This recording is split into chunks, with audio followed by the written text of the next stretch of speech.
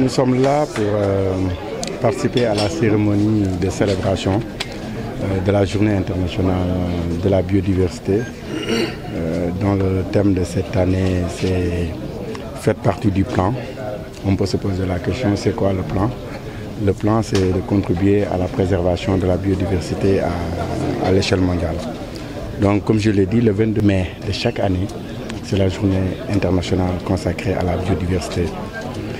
Cette journée a été instituée, c'est une façon de sensibiliser la communauté internationale sur l'importance de préserver la biodiversité. Parce que les menaces sont aujourd'hui multiformes et on assiste de plus en plus à une fragmentation des habitats. On assiste de plus en plus à l'apparition d'espèces invasives. On assiste de plus en plus à des pollutions multiformes. On assiste aussi à une exploitation à outrance des ressources naturelles et à l'effet aussi du changement climatique. Et tous ces facteurs concourent à accroître l'érosion de la biodiversité au niveau mondial. Donc c'est devenu une problématique mondiale de préserver la biodiversité.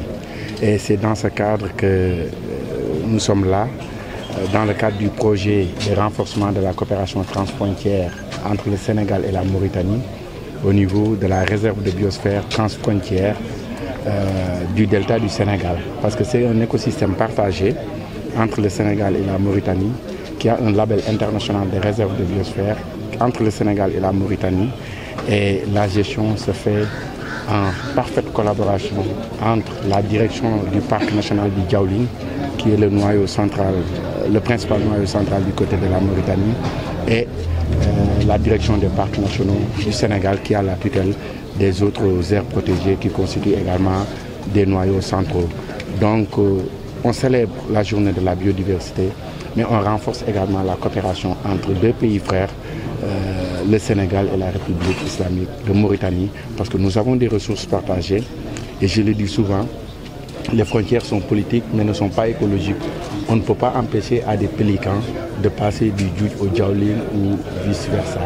Donc c'est pourquoi je magnifie également la présence de nos homologues, de nos partenaires, de nos frères, de nos collaborateurs de la Mauritanie. Notre pays s'est engagé depuis plusieurs années dans la préservation de la biodiversité. Nous avons signé la Convention sur la diversité biologique depuis 1994 et le Sénégal a pris des engagements, c'est vrai, mais le Sénégal a également fait énormément d'efforts pour préserver sa biodiversité. Aujourd'hui, nous avons un réseau d'aires protégées, nous avons des parcs nationaux, nous avons 6 parcs nationaux, 213 forêts classées, mais nous avons également des réserves naturelles. Et beaucoup de nos sites ont également un statut international. Nous avons ici au Sénégal 5 réserves de biosphère, le Nyokolokoba, le Ferlo, réserve de Sambadia, le delta du Saloum, mais également celle qu'on partage avec la Mauritanie, la réserve de biosphère transfrontière du delta du Sénégal que l'on partage avec la Mauritanie. Et d'autres sites ont des statuts internationaux, comme site du patrimoine mondial, comme quand vous prenez le Nyokolo, c'est un site du patrimoine mondial, la réserve de biosphère du delta du Saloum, c'est un site du patrimoine naturel, du patrimoine culturel de l'UNESCO. Donc le Sénégal a fait beaucoup d'efforts et continue à le faire. Dans le domaine côtier et marin, aujourd'hui, nous avons un vaste réseau d'aires marines protégées. Nous avons 17 aires marines protégées et je le disais, le Sénégal est devenu un leader en matière de création et de gestion en Afrique, en matière de création et de gestion des aires marines protégées. Et d'ailleurs, nous accueillerons, Inch'Allah, le prochain congrès mondial sur les aires marines protégées qui est prévu à Dakar. Donc on fait des efforts et on continuera à le faire, à densifier les réseaux d'aires protégées, mais à accentuer la surveillance aussi et le monitoring de ces sites.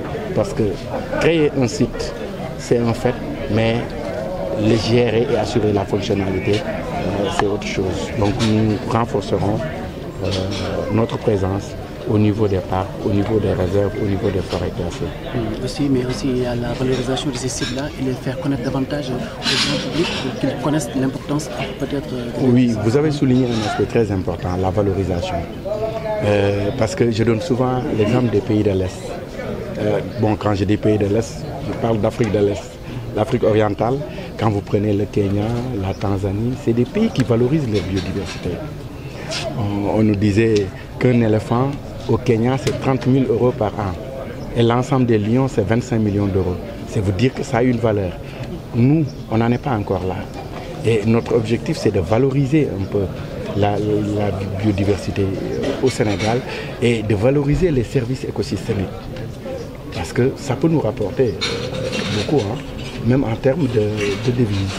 L'écotourisme peut être développé, le paiement des services peut être développé et nous sommes dans cette voie de valoriser les services écosystémiques, mais également d'appuyer les communautés qui vivent autour de ces sites pour mieux les intéresser à la conservation. En quoi faisant? En créant des activités génératrices de revenus et en finançant aussi des activités génératrices de revenus telles que, on peut citer le maraîchage, l'apiculture, l'aviculture. Parce que plus on réduit la pauvreté autour des aires protégées, plus on arrive à conserver cette biodiversité. C'est M. Daf, Moursalou Daf, directeur du Parc national du Djaouling et ministère de l'Environnement en Mauritanie. Dites-nous un peu l'importance de votre participation aujourd'hui à cette cérémonie. On répond en fait à une invitation de son Excellence, Monsieur le ministre de l'Environnement et de la Transition écologique du Sénégal. C'est en fait à l'occasion de cette importante journée de célébration de la Journée mondiale de la diversité biologique. Et vous savez, la République islamique de Mauritanie a ratifié la Convention des Nations Unies sur la diversité biologique depuis 1992. Et donc, vous savez que la Mauritanie et le Sénégal disposent d'un ensemble de liens de coopération, que ce soit au niveau en fait culturel et historique. Et c'est le lieu en fait de participer à cette importante journée, de sorte à ce qu'on puisse sensibiliser le grand public sur l'intérêt de préserver l'environnement. Et donc c'est surtout en fait cette occasion qui nous regroupe ici sur le sol de la réserve de biosphère transfrontalière et notamment dans cette belle ville historique qui est classée patrimoine mondial de l'UNESCO qui est Saint-Louis.